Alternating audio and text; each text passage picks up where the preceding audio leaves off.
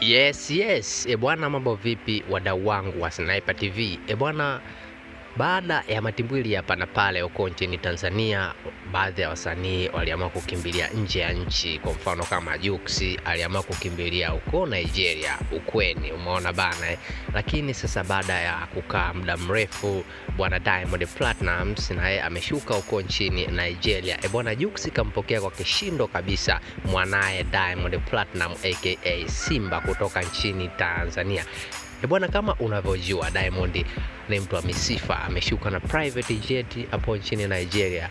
Umeona bana, unaweza ukadondosha komenti yako hapo ukatoa maoni yako bwana, unaionaje? Imekaa vipi? Je, ni sahihi ama sio sahihi?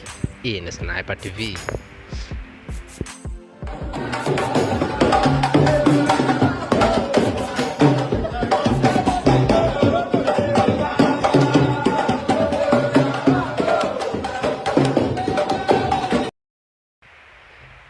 Yes. Bwana, kama jinsi unavyojua wenzetu wa Nigeria ni wakarimu. Umeona bwana, Diamond Platinum amepokelewa kwa kishindo, mixa vingoma ngoma nini vya asili. Umeona bwana, yani bashasha tu. Umeona bwana, so kwa hiyo kwa mimi naweza kusema kwamba Diamond Platinum of course anakubalika pia huko nchini Nigeria. Umeona bwana, ndio kama jinsi unavyoona sherehe nini, amepokelewa kwa kishindo kabisa.